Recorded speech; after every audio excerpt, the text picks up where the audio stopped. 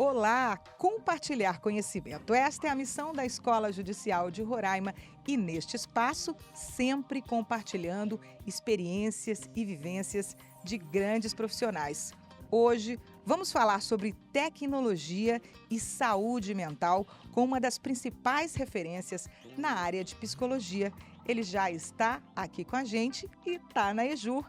Cristiano Nabuco, psicólogo, muito obrigada em participar desse momento conosco. Olá, Érica querida, é um prazer estar aqui com vocês todos. Espero poder colaborar com esse bate-papo. Falar de saúde mental muitas vezes é um tabu, mas hoje temos outra questão que é a tecnologia e que tem afetado cada vez mais pessoas. É real? Afinal, é um avanço ou um retrocesso a tecnologia para a nossa vida? Érica, essa é uma das perguntas que mais a gente tem sido questionado, principalmente no que diz respeito ao quanto que essa entrada da tecnologia, de fato, ela está trazendo mais qualidade de vida ou menos qualidade de vida. Então é óbvio que nós hoje temos uma série de recursos que antes nós não tínhamos. Nós temos, na verdade, um telefone celular na mão, ele é um portal pessoal onde você tira fotos, onde você localiza informações, você se entretém, se diverte, mas o grande ponto é que essa utilização, em parte significativa das vezes, principalmente quando a gente fala dos jovens, ela começa a exceder um tempo que seria um tempo razoável. Como assim, Cristiano? Exato. A gente sabe, Érica, que grande parte destes aplicativos eles são feitos tomando por base aquilo que a gente chama da ciência da persuasão. Ciência da persuasão é aquela ciência que está por detrás das máquinas de caça-níqueis, enfim, aquele tipo de conhecimento advindo da psicologia que faz com que você seja levado a fazer coisas que inicialmente você não tinha pensado. E isso, obviamente, começa a trazer efeitos bastante negativos, principalmente, Érica, para os nossos jovens. E hoje, o que nós podemos dizer? Existe um tempo adequado para você se manter conectado? Qual é o sinal de alerta? Olha, o grande sinal de alerta, na verdade, ele ocorre quando, de uma forma ou de outra, você, enquanto usuário, começa a negligenciar as atividades que seriam realizáveis no seu mundo concreto para preferi-las fazer do lado virtual. Talvez você me pergunte, mas Cristiano, são novos tempos. Na verdade, hoje a gente acaba se conectando demasiadamente, então vou trazer um dado importante para você. O Brasil hoje é, segundo dados que foram divulgados, ele é o segundo país que mais gasta tempo em frente às telas no mundo, enquanto a média mundial ela gira em torno de 6 horas e meia, 7 horas, o brasileiro gasta 9 horas e 30 minutos por dia. Isso, fazendo uma conta rápida, nos remete a quase 5 meses do ano olhando as telas. Érica querida, 58% do tempo acordado eu estou interagindo com as telas. Mas, Cristiano, isso tem algum problema? Se a gente estivesse navegando de uma forma consciente, não. Mas não é o que parece. Na medida em que eu uso de uma forma repetitiva e recorrente, isso, em alguns casos, ele evolui a o que a gente chama de um vício digital. Dependência tecnológica é uma realidade, mas nem todos se reconhecem. Não só os jovens, os adultos cada vez mais também estão perdendo esse controle. Érica, sim, né? O que a gente tem visto é que a tecnologia, vamos dizer assim, ela entrou em nossas vidas pela porta dos fundos. O que isso quer dizer? A tecnologia ela entrou com a promessa de nos trazer entretenimento e virou quase sinônimo de avanço e de desenvolvimento você estar conectado o tempo todo. É mais ou menos assim, quanto mais conectado, mais capaz eu estarei. E o grande dilema é que os adultos, por ainda não terem uma grande familiaridade, como assim, Cristiano? Porque os jovens, eles têm um uso que ele é muito mais intuitivo. Nós, mais velhos, nós somos uma geração analógica e nós somos apresentados à vida digital depois. Ou seja, seria como o indivíduo que vai aprender um segundo idioma depois de adulto. Ele até pode falar, mas ele nunca vai ser fluente como alguém que desde pequeno foi instruído. Então, o que nós temos hoje? Nós temos uma geração, nós somos a última geração de pessoas que viveu em um mundo que tinha outra realidade e temos que lidar com essa mudança sistemática de jovens, crianças, adultos, inclusive terceira idade, que já estão tornando as telas os seus principais atributos de preferência de relacionamento ao longo do dia. E é óbvio, vamos lembrar daquela velha metáfora do cobertor curto, quanto mais você puxa, mais você descobre seus pezinhos. Então, o que a gente sabe é que parte significativa das relações, olho no olho, da leitura da emoção do outro, da empatia, da cumplicidade, acabam se perdendo pela preferência que cada indivíduo tem de interagir com a tela do que com a pessoa que está ao seu lado. Qual que é o sinal de alerta para procurar ajuda profissional, procurar um especialista, um psicólogo? O sinal de alerta nós normalmente entendemos quando as pessoas, de uma maneira ou de outra, elas começam a ter consequências negativas em seu cotidiano. Por exemplo, elas não conseguem mais dormir da maneira que elas precisariam dormir, elas mantêm um sono entrecortado, checando telas ao longo da noite. Para você ter uma noção, só parênteses, foi feita uma pesquisa nos Estados Unidos que avaliou o uso das várias faixas etárias e eles descobriram que crianças de 0 a 8 anos daquele país, na amostra significativa, acordava pelo menos uma vez ao longo da noite para olhar as telas. Estamos falando de criança que precisa ter o sono preservado para que o hormônio do crescimento possa entrar em ação, para que eles tenham a possibilidade de consolidar a memória das aprendizagens. Resumo da conversa. O que a gente tem visto é que essa utilização ela começa a entrar em descompasso ou em rota de colisão com aquilo que você deveria fazer no seu cotidiano. Trazendo, portanto, Érica, respondendo sua pergunta, consequências muito negativas, onde, num determinado estágio, eu não uso mais de uma forma excessiva. Eu me tornei praticamente um viciado, um indivíduo que faz um uso compulsivo dessas telas.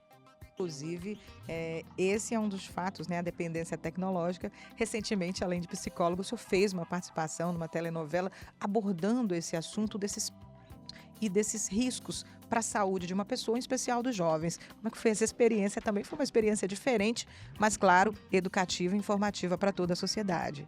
Sim, a ideia foi, na verdade, orientar a própria Glória Pérez no que diz respeito à caracterização desses personagens que faziam um uso excessivo das telas, e foi muito curioso porque, embora eu já trabalhasse com esse tema há quase 20 anos, o fato dele ter ganho uma notoriedade através da televisão fez com que muitas pessoas me abordassem o tempo todo, dizendo, olha, eu não sabia que o problema era desta magnitude, o personagem X da novela, ele é exatamente como meu filho, eu não sabia que isso era uma doença. Então, na verdade, a gente teve aí uma ampliação muito significativa, fazendo então com que as pessoas começassem a ter uma consciência um pouco maior dos riscos envolvidos. O grande ponto, que é até uma história que a gente sempre comenta, é que infelizmente o bom senso não é senso comum. E aquilo que a gente acha que deveria ser perceptível ou facilmente detectado como um abuso, ele passa desapercebido. Então, isso fez com que várias instâncias do governo municipal, estadual, dos vários estados, inclusive do governo federal passado e desse, eles começassem já a colocar o problema sobre a mesa no sentido de dar a atenção devida. Por quê, Érica? Porque eu acredito, enquanto profissional, que as futuras gerações, de fato, estão em risco em decorrência desse uso abusivo. Perdeu-se, como diz alguns autores, aquela noção de que, nossa, o meu filho, a sociedade está usando um pouco demais. Já se passou esse ponto há muito tempo. Hoje nós vivemos, se você me permite, né, uma epidemia silenciosa de uso compulsivo de telas, de uma distração contínua, de uma perda de propósito de vida, infelizmente é algo que lá na frente a gente ainda vai pagar um preço, creio eu, lamentavelmente muito alto. O que nós podemos fazer? Que práticas podem ser adotadas? Não como numa receita de bolo, mas o que dicas o senhor poderia deixar, por exemplo, para quem está acompanhando agora o canal da EJU, para tentar fugir dessa realidade ou pelo menos amenizar a situação? Nós estamos, Érica, no meu entendimento, num grande divisor de águas histórico. O que isso quer dizer?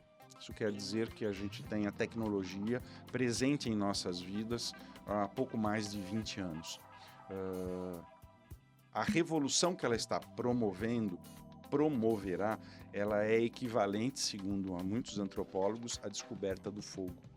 Ou seja, mudou as bases, as organizações sociais, como agora também estamos tendo. Então, a sensação que a gente tem, eu pelo menos, é que esse processo, ele tende a aumentar. Se você preferir, ele tende a se agravar, inclusive com a entrada da inteligência artificial, fazendo então com que muitos das nossas atribuições, muitos dos nossos talentos se tornem obsoletos. Então, o que eu quero dizer com isso? Como que eu me preparo? Como que eu preparo o jovem para a vida futura?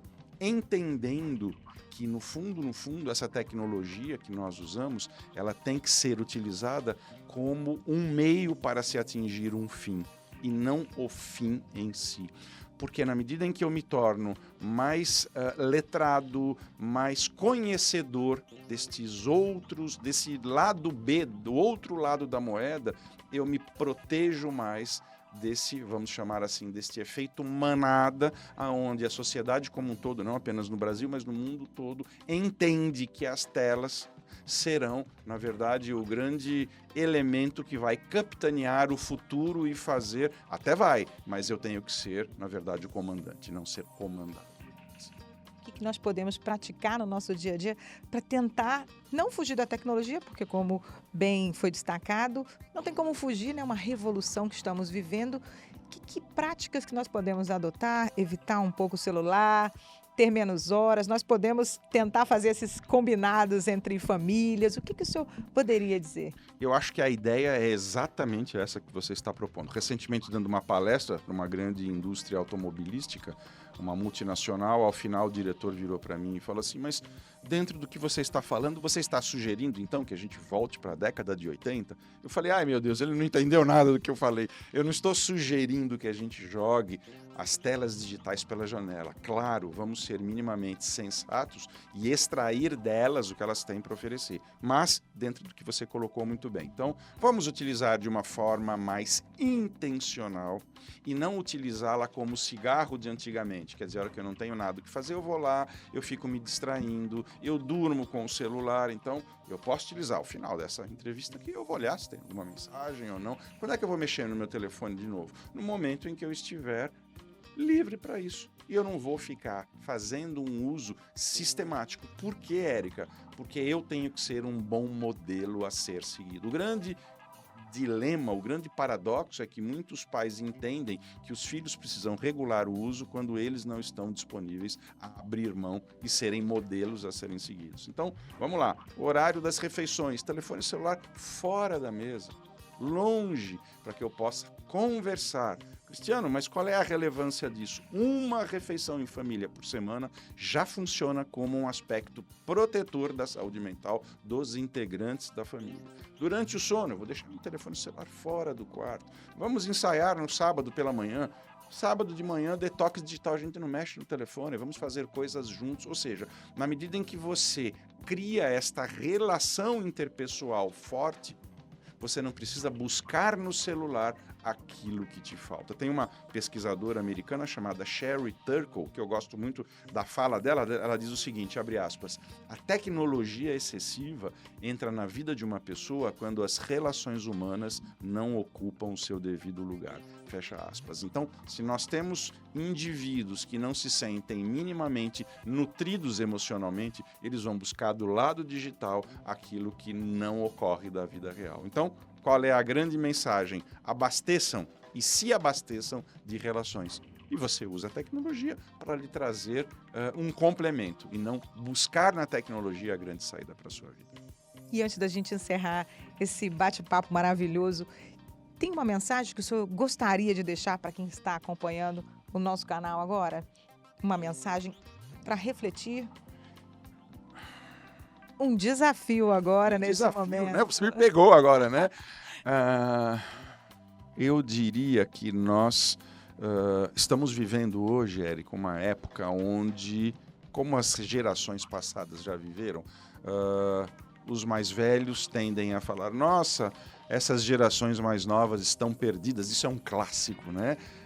Da mesma forma com que ouvimos lá atrás, hoje ouvimos, mas um dado relevante é que tudo muda. Só que hoje, Érica, as coisas mudam muito mais rápido e isso não nos dá tempo de nós nos prepararmos. Então, o que eu gostaria de sugerir é o seguinte, que a gente coloque este assunto sobre a mesa para que a gente possa ser o grande agente de mudança de uma sociedade tecnológica onde ela vai me ajudar a ter uma melhor qualidade de vida e não que eu me torne, desculpe aqui a expressão, mas um zumbi digital onde eu preciso de conexão o tempo todo para que a minha vida tenha sentido. A hora que você inverte essa polaridade, possivelmente a tecnologia então deixou de prestar um serviço para te escravizar. E para concluir, eu diria que os únicos mercados que chamam os indivíduos de usuários são o das drogas e o das tecnologias.